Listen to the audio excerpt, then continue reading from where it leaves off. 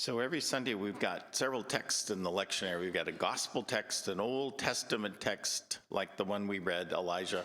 We get some letter of Paul's, and we also get a psalm. And the psalm appointed for today has a line in it that goes this way. It says, "The fool in his heart says there is no God." Maybe, but atheism, if you've noticed, is about the fastest growing religion in the country today. It's picked up a whole lot of traction in the last 20 plus years, ever since the action of a thing that we still call 9/11.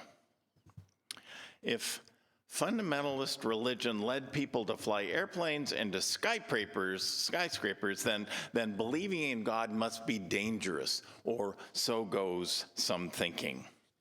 Well, back in 2006, Newsweek magazine tapped Sam Harris to put his view of atheism into a few short paragraphs, and they're still pretty lively. He says, despite a full century of scientific insights attesting to the antiquity of life and the greater antiquity of this earth, more than half of the American population believes that the entire cosmos was created 6,000 years ago. This is incidentally about 1,000 years after the Sumerians invented glue. That's the best line. Those with the power to elect presidents and congressmen, and many who themselves get elected, believe that dinosaurs lived 2 by 2 on Noah's Ark, that light from distant galaxies was created en route to the Earth, and that the first members of our species were fashioned out of dirt and divine breath in a garden with a talking snake. This, says Sam Harris, is embarrassing. But add to this comedy of false certainties the fact that 44% of Americans are confident that Jesus will return to earth sometime in the next 50 years, and you will glimpse the terrible liability of this sort of thinking. Given the most common interpretation of biblical prophecy, it is not an exaggeration to say that nearly half the American population is eagerly anticipating the end of the world. It should be clear that this faith-based nihilism provides its adherents with absolutely no incentive to build a sustainable civilization economically, environmentally, or geopolitically.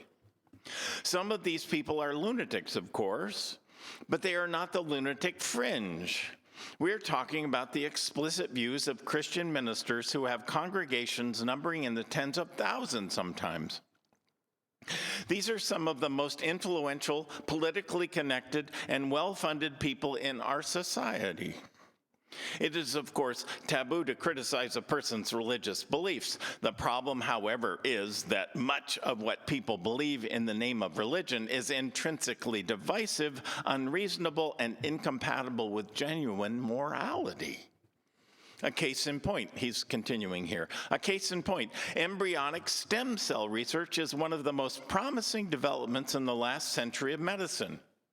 It could offer therapeutic breakthroughs for every human ailment for the simple reason that stem cells can become any tissue in the whole human body. It could cure diabetes, Parkinson's disease, severe burns, and a lot more.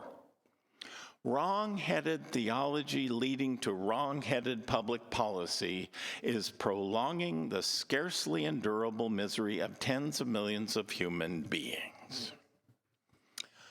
Sam Harris makes some very important points here, and I like very much what he says, but I don't like that he lumps all Christians together and ignores Christians like many of us here who read the Bible critically, who know that the story of Adam and Eve is a powerful myth, not history, and who have no trouble at all with stem cell research. Harris and the other high-profile atheists of our time, Chris Hitchens, Dawkins, the rest, all argue that because God is not empirically provable, God therefore doesn't exist. That is, I think, bogus reasoning, as has been pointed out by many people, many of them atheists too. Absence of evidence is not evidence of absence, said Houston Smith. Besides, The Bible itself never says God's existence is provable. St. Paul, in his letter to the Romans, says, "How unsearchable are God's judgments and God's ways past finding out. For who hath known the mind of God, or who hath been God's counselor?" The criticism made by atheists that the existence of God cannot be demonstrated is not criticism at all. For a God whose existence could be demonstrated wouldn't be a God. That kind of God would just be another object in the field of human vision. No, over and over, the Bible makes the point that God's ways are unsearchable, and this, in fact, undergirds, I think, the integrity of the Bible. So does the story of the book in 1 Kings that we read today concerning the prophet Elijah. Now, here's the story. There was a great wind, so strong that it was splitting mountains, breaking rocks in pieces, but the Lord was not in the wind. After the wind, an earthquake, but the Lord was not in the earthquake. And after the earthquake, a fire, but the Lord was not in the fire. And after the fire, the sound of sheer silence. An earlier translation says it was a still small voice, but that was a poor translation. The sound of sheer silence. So the last word about God is no word or act at all. It is simply silence, sheer, utter, resonant, majestic silence. God may be more inconspicuously present here than anywhere else in the whole Bible.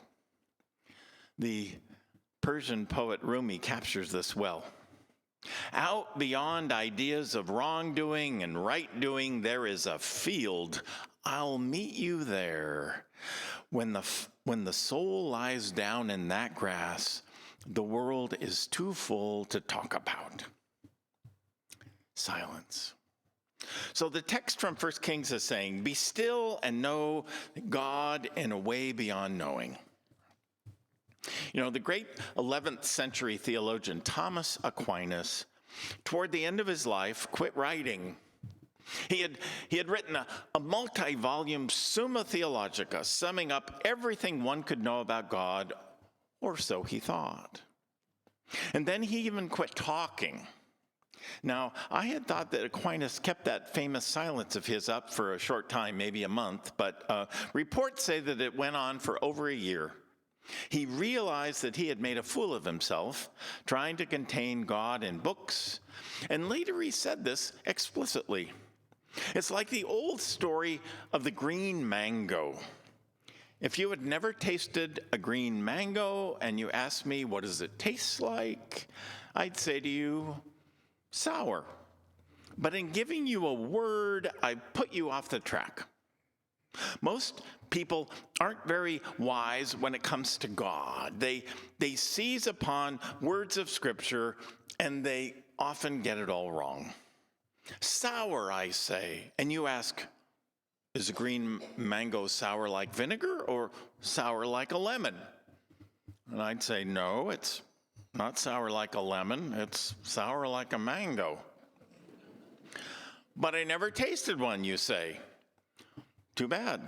But you go ahead and write a doctoral thesis on it before you even tasted it. You wouldn't have done that if you'd tasted it. And the day you finally taste a green mango, you say, God, I made a fool of myself. I shouldn't have written that long thesis.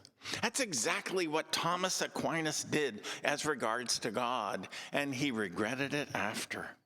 He realized that his many words about God were more an expression of his doubt than they were of his faith. In his famous commentary on a work of the philosopher Boethius, Aquinas says there are three ways of knowing God. One, in the creation.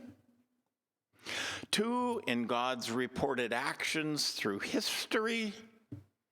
And three, in the highest form of the knowledge of God, to know God tamquam ignotum, that is, to know God as the unknown.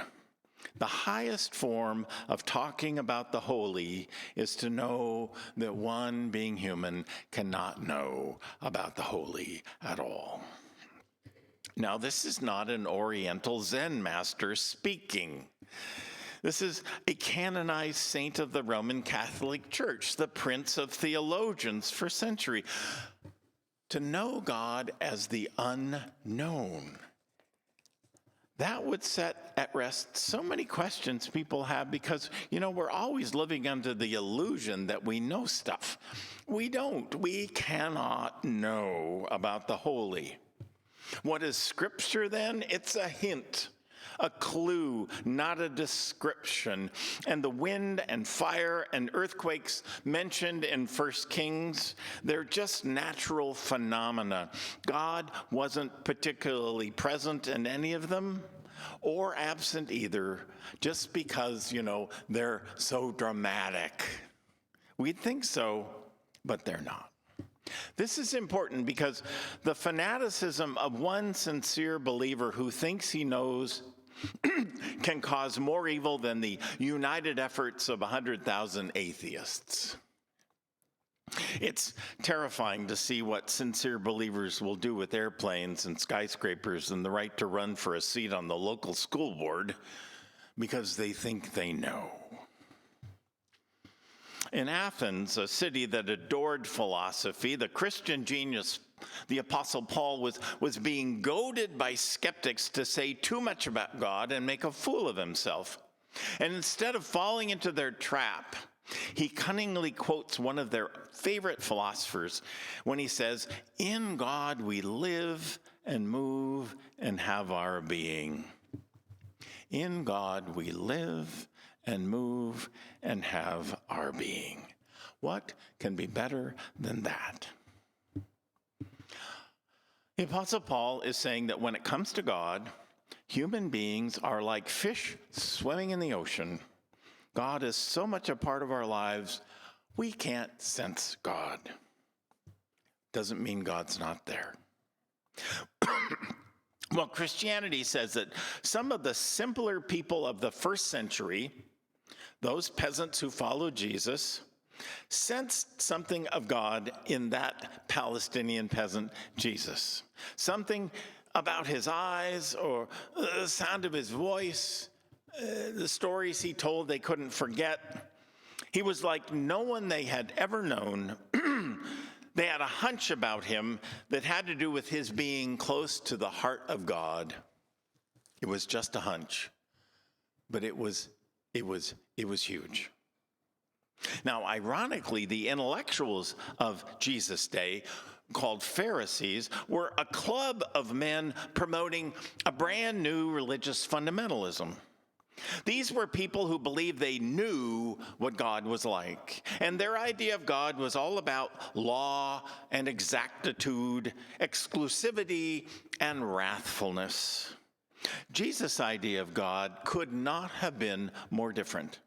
And as a result, the Pharisees felt threatened by him and his popularity, and so they worked to get rid of him as fast as they could. Religion at its best is about us being honest about our lack of awareness, but it also requires that we be honest, I think, about our hunches. Like the hunches those who followed Jesus had that enabled them and encouraged them to follow. As always, true spirituality, I think, is really about waking up. It's never about getting into a shouting match with someone, defending your religion or criticizing theirs. As Lao Tzu has said, the one who knows does not say, and the one who says does not know. All revelations, however divine, are never any more, than a finger pointing at the moon. As they say in the East, when the sage points to the moon, all the idiot sees is the finger. Jean Guetton, a very pious and orthodox French writer, adds a terrifying comment. He says, humans often use that finger, referring to the saying, humans often use that finger to gouge other people's eyes out. That's pretty appalling. There is a lot of, censoring going on among right-wing Christians today. Some even advocate book burning. But burning books is always a bad idea.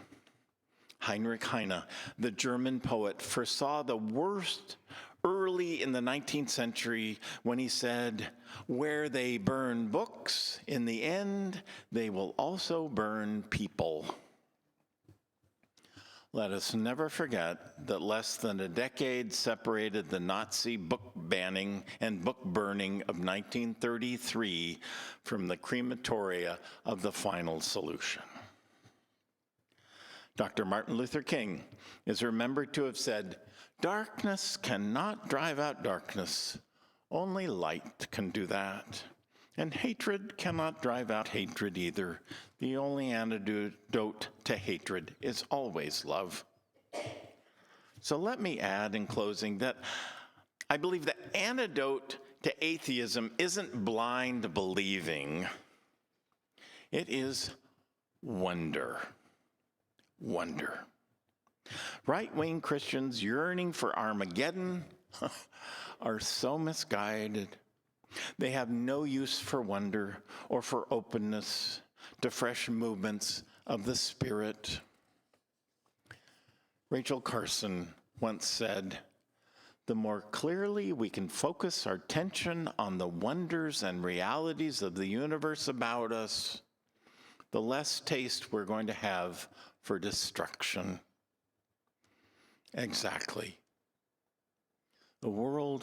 This world is full of magical things, patiently waiting for our senses to grow sharper.